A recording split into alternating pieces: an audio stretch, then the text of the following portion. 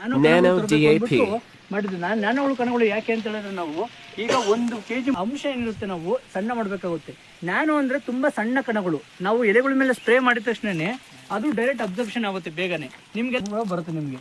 ಮತ್ತೆ ಎಲ್ಲದಕ್ಕಿಂತ ಇಂಪಾರ್ಟೆಂಟ್ ಏನು ಅಂತ ಹೇಳಿದ್ರೆ, ನೀವು 2 ಸಲ ಸ್ಪ್ರೇ ಮಾಡ್ತಾ ಇದ್ರೆ ನೀವು ಎಕರೆಗೆ, ಆಯ್ತಾ, 1 ಸಲಿಗೆ 1 ಕ್ಯಾನ್ ನೀವು ಸ್ಪ್ರೇ ಮಾಡ್ಕೊಂತ ಹೋದ್ರೆ ನೀವು 2 ಸಲ ನೀವು ಸ್ಪ್ರೇ ಮಾಡಿದ್ರೆ ನಿಮಗೆ ಒಳ್ಳೆ ರಿಸಲ್ಟ್ ಕೂಡ ಬರುತ್ತೆ. ಇದು ಆಲ್ರೆಡಿ ಸ್ಟಾಕ್ ಇವಾಗ ಸಿಗ್ತಾ ಇಲ್ಲ, ಎಲ್ಲ ಕಡೆ ಕೂಡ ತೊಂದರೆಗಳು ಆಗ್ತಿದ್ದಾವೆ, ಅರ್ಥ ಆಯ್ತಾ.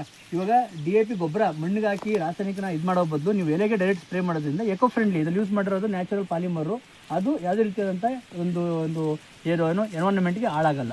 ಈಗ ಎಲೆಗೆ ಮೇಲೆ ಪಂಪಲ್ಲಿ ಯೂಸ್ ಮಾಡೋದಕ್ಕೆ ಕೆಲಸ ಮಾಡ್ತೀನಿ ಅಂತ ಹೇಳ್ತಾರೆ.